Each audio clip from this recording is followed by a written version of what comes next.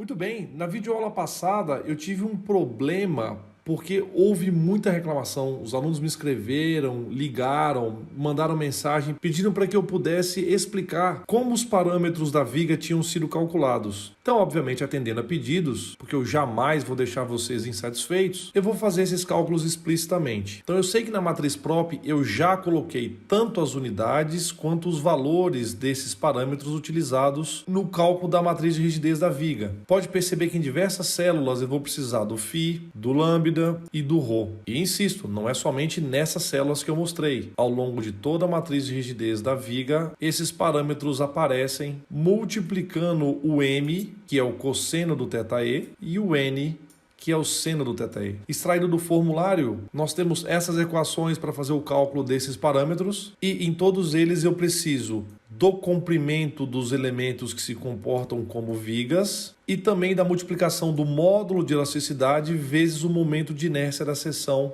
daquele elemento que se comporta como viga. E tipicamente nos exercícios a gente costuma fornecer o E vezes I para vocês, para que os cálculos de vocês fiquem mais rápidos. Então eu vou demonstrar somente o cálculo desses parâmetros do elemento número 1, porque ele se comporta como uma viga. Eu vou utilizar 1,1 metros, vou utilizar o E vezes I como sendo 2 vezes 10 a sexta newtons por metro quadrado. Isso faz com que o φ resulte em 18,03 vezes 10 ao cubo quilonewton por metro.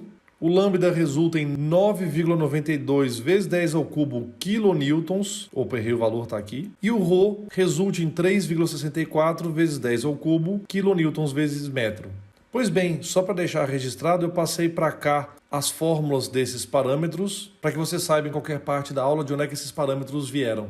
Agora eu reproduzo a matriz de rigidez da viga com as células em aberto para que a gente possa fazer alguns cálculos. Como são muitos cálculos repetidos, eu vou calcular apenas algumas porções e aí depois vocês podem prosseguir fazendo os cálculos através de uma planilha de cálculo ou através mesmo da sua calculadora. A primeira coisa que a gente deve fazer é endereçar os graus de liberdade de cada um dos elementos. E justamente por isso eu deixei aqui para vocês a matriz LM. E como nós vamos fazer a matriz de rigidez do elemento número 1 e o elemento número 1 se comporta como uma viga, eu vou endereçar os respectivos graus de liberdade como sendo 0, x3, x4, 0, x1 e x2. E eu havia explicitamente te avisado que você não precisa calcular as linhas nem as colunas onde eu tenha graus de liberdade iguais a 0. Então, por exemplo, vamos calcular o valor dessa célula. Eu preciso do valor do φ, que é 18,03, e preciso multiplicar isso por m ao quadrado. Obviamente, isso vai resultar em 18,03. Lembre-se que a matriz de rigidez da viga como um todo não tem unidade, porque cada termo tem uma unidade diferente. Vamos calcular esse outro termo aqui. Muito simples, né?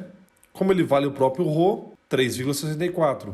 Só para trocar a cor e ficar um pouco mais fácil de você visualizar, nessa célula, ou seja, nesse termo, eu tenho que multiplicar por 2 vezes o ρ e dá 7,28. Então eu espero que você tenha entendido. O processo agora é exatamente o mesmo. Como eu tenho outros elementos que se comportam como viga e outros elementos que se comportam como barras e elementos que são molas, e eu já repeti esse processo anteriormente, então agora eu passo a fazer o exercício um pouco mais rápido. Tendo as matrizes de rigidez de cada um dos elementos, ressaltando que os elementos que se comportam como viga, que no caso são os elementos 1 e o elemento 3, ambas matrizes de rigidez não têm unidade. Daí, dando sequência à resolução do exercício, a gente pode fazer a montagem da matriz de rigidez. E como a gente está falando sobre o caso particular, eu estou te mostrando qual será o impacto de dois dos elementos, o elemento que se comporta como uma viga número 1 e o elemento que se comporta como viga, que é o elemento número 3. Como esses dois têm linhas e colunas que têm 0 nos graus de liberdade, ou seja, os seus endereçamentos dos graus de liberdade têm linhas e colunas que são 0, eu mostrei para vocês qual será o impacto da matriz de rigidez desses dois elementos na matriz de rigidez global da estrutura.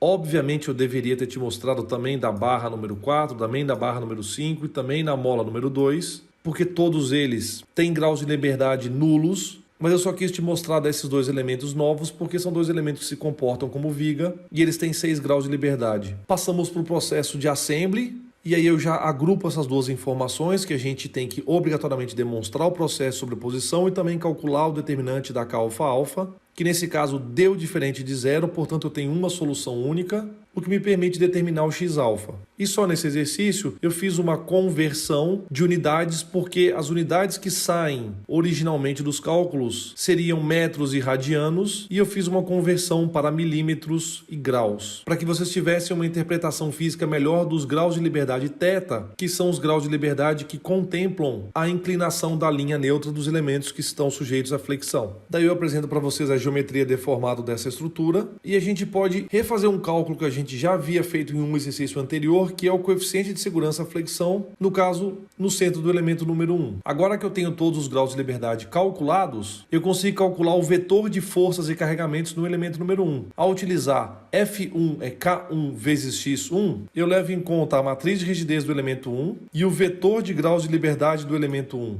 Eu já tenho o valor do K1, vou na matriz LM para saber quais graus de liberdade compõem o vetor de graus de liberdade do elemento 1, são esses daqui, e eu descubro que as forças e momentos atuando no elemento número 1 são essas. Percebam que esse elemento tem as suas coordenadas locais coincidindo com a coordenada global, porque o elemento não tem inclinação, o ângulo θe é igual a zero.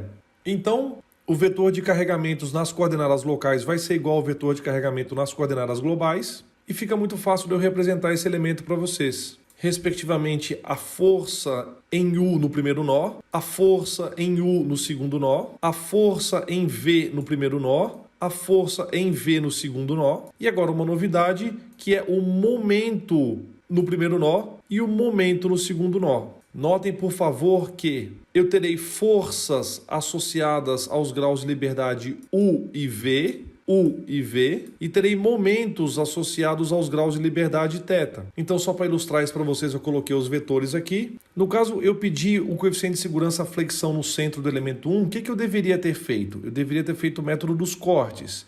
Eu deveria cortar exatamente aqui no meio. Nossa, deixa eu fazer uma coisa melhor, né?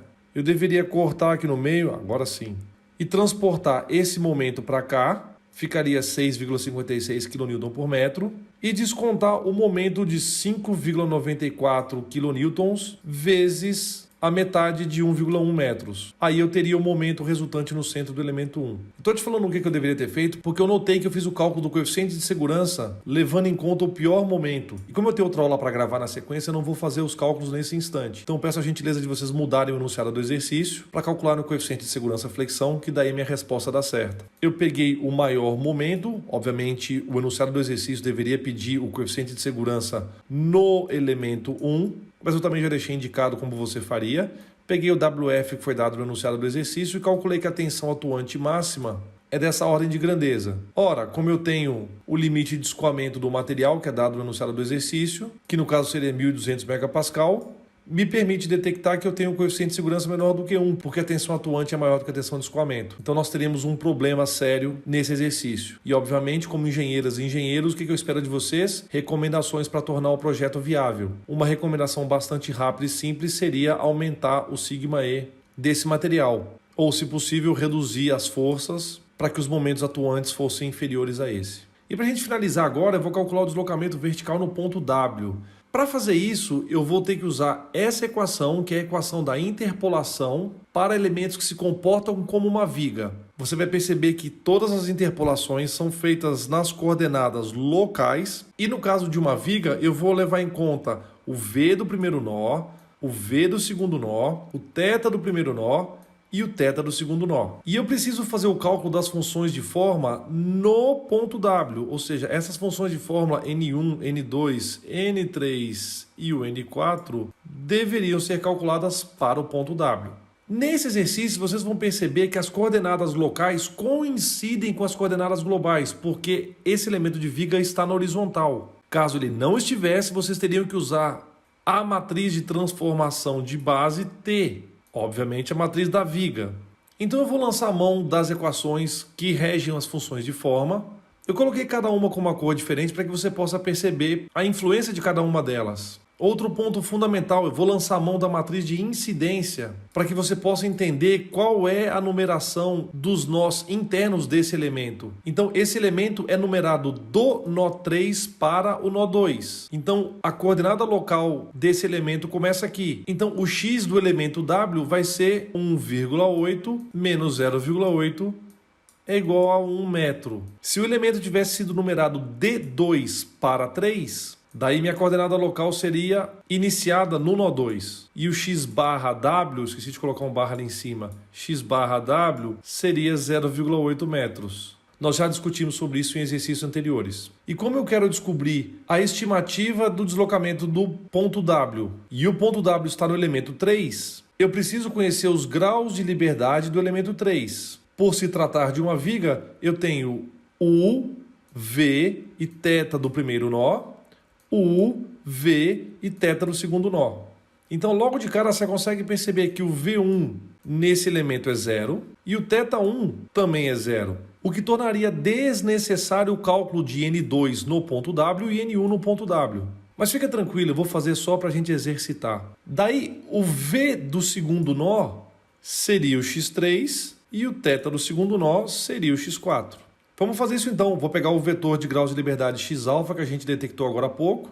E como a gente detectou que nós vamos precisar do x3 e do x4, esses serão os valores que eu vou colocar no V do segundo nó e no θ do segundo nó. Deixei esses valores separadinhos aqui para a gente. E vou calcular o valor da função de forma N1 no ponto W, N2 no ponto W, mesmo que não seja preciso, porque nesse caso o V do primeiro nó e o θ do primeiro nó são iguais a 0, o N3 no ponto W e finalmente o N4 no ponto W. Aplicando essa equação, eu detecto que o V local estimado para o ponto W é de menos 3,11 milímetros.